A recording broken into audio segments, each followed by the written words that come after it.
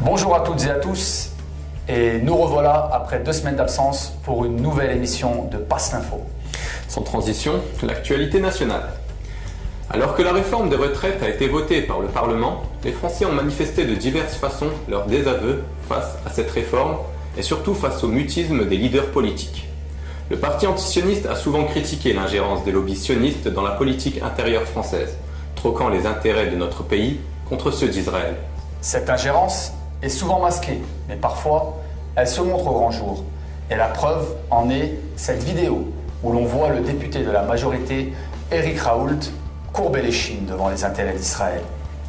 Ce soir, moi, j'avais le bureau politique de mon parti. Et Xavier Bertrand m'a dit, mais tu t'en vas. On parle des retraites, c'est important. Et je lui ai fait passer un papier en disant, pour moi, Israël, c'est plus important que les retraites.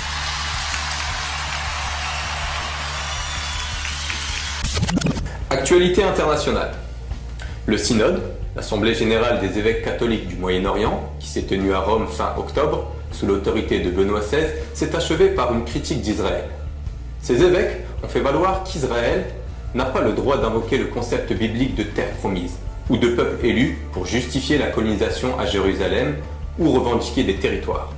L'archevêque Cyril Salim Boustros a déclaré à ce propos « Nous, chrétiens, ne pouvons pas parler de terre promise pour le peuple juif. Il n'existe plus de peuple élu. Tous les hommes et les femmes sont devenus le peuple élu. » Et il a ajouté « Le concept de terre promise ne peut être employé comme base de la justification du retour des Juifs en Israël et du déplacement des Palestiniens. » La justification de l'occupation israélienne de la terre de Palestine ne peut se fonder sur les Saintes Écritures. La déclaration finale de ce synode est une véritable mise à nu du sionisme, nu ôtant son masque religieux et biblique. De plus, dans une lettre adressée au président iranien Mahmoud Ahmadinejad, publiée jeudi par le Vatican, le pape Benoît XVI a jugé de bienvenue la création d'une commission bilatérale entre le Vatican et l'Iran pour la défense de la liberté religieuse. Afghanistan, la guerre perdue d'avance. Ben Laden s'en prend à la France. Dans un message audio, il critique notre pays pour l'interdiction du port de la burqa, mais surtout pour sa participation à ce qu'il appelle la guerre de Bush en Afghanistan. La participation de la France à la guerre en Afghanistan est selon lui la cause des prises d'otages au Niger et surtout de la perte d'influence de notre pays auprès des pays musulmans. 50 militaires français ont déjà été tués au cours de cette guerre, qui n'ose pas dire son nom. Il s'agit officiellement d'une participation française aux côtés des États-Unis. Mais combien faudra-t-il de morts jusqu'au présidentiel de 2012 avant de se retirer de ce bourbier? Tout le monde sait que les Américains partiront. Alors que cherche exactement Nicolas Sarkozy en continuant cette guerre? Creuser le fossé entre la France et les musulmans à Kaboul comme à Paris. Cette politique ne profite qu'au lobby sioniste, qui ne vit que de la guerre menée par les autres. Quelques brèves. Un attentat criminel a été perpétré contre l'église Notre-Dame de Bagdad le 31 octobre 2010, veille de la Toussaint. Il a fait 58 morts et 78 blessés.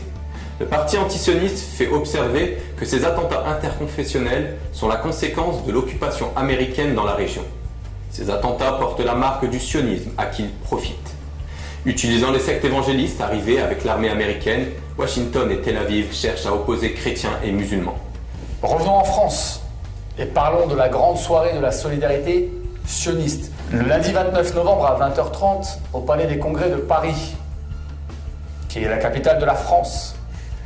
Un spectacle organisé par Stéphane Bern et Cyril Hanouna, parrain de la Tzedaka 2010. À savoir que la Tzedaka est une obligation de la Torah de pourvoir aux besoins financiers du peuple juif et non de l'entité sioniste.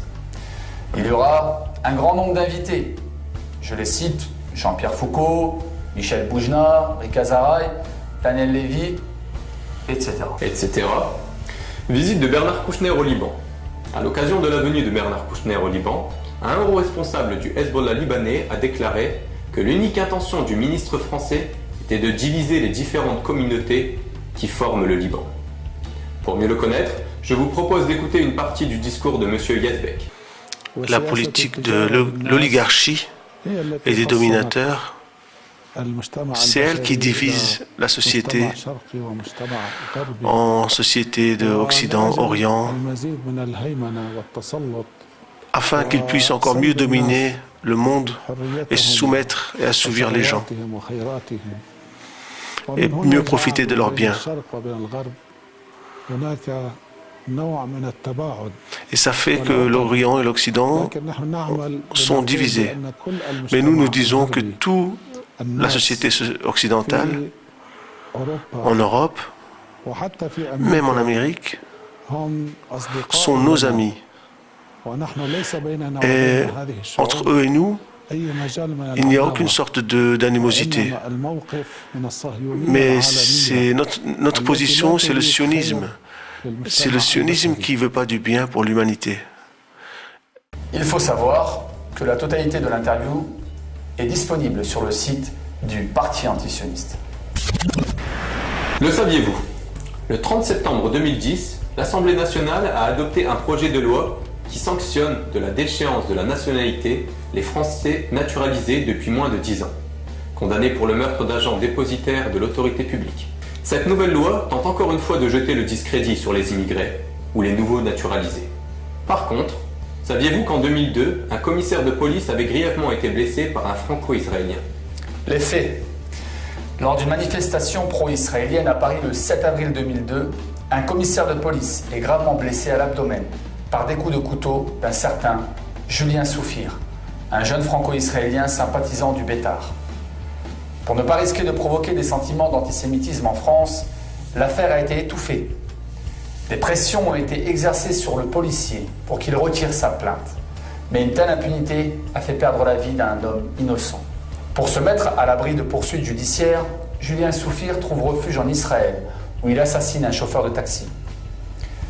En effet, le 14 mai 2007, le meurtrier monte dans le taxi d'un arabe israélien, Tezir Karaki, traverse la ville de Jérusalem, puis l'invite à boire un thé dans un appartement où il lui assène 24 coups de couteau dans le dos et à la gorge. Il déclara ensuite que son but était de tuer un musulman et que pour lui, c'est comme abattre un animal. En définitive, on remarque que l'État sioniste devient la terre promise d'un meurtrier qui échappe à la justice de notre pays et que Julien Soufir ne craint pas de perdre sa nationalité française.